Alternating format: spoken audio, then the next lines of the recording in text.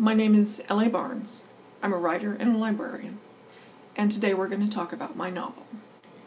In one of my previous videos, I talked about how Marcus is trying to recruit the newly dead for a war. Now, in Marcus's defense, he didn't start the war. The first battle of it begins right before the first chapter begins. The reason there's a war in hell is because Marcus has ruled for 2,000 years, and there are people who feel it's time for a change of leadership. But it's more complicated than that. Marcus doesn't give people whole truths. He lets people know things as it's useful to him. His opponent, Virgil, a black cop from Chicago, comes to understand how much this harms other people in hell. Virgil does exactly what he believes morally is right. He raises an army, and he challenges Marcus's people in the city. This is definitely the first war Virgil has ever fought. He was born in Chicago, in America, at a time when America wasn't at war with anyone, so he never served.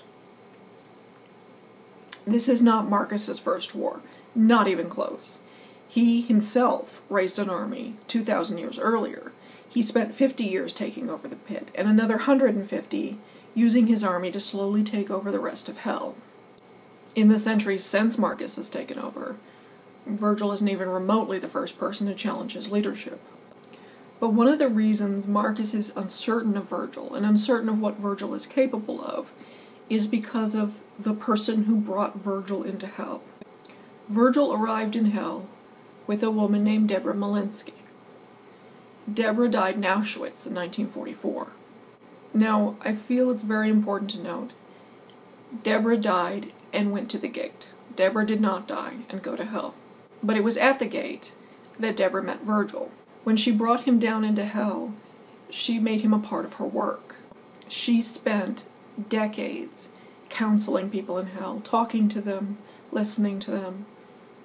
Marcus considered her methods to be odd, but they were also nonviolent, so he didn't immediately intervene.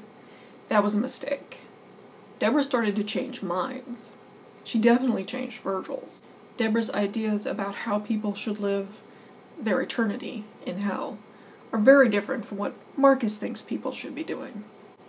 By the time the first book begins, Deborah is still committed to her non-violent plan.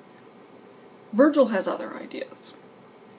Virgil believes that changing minds is important, but that there is no stopping Marcus. There is no unseating him without a war.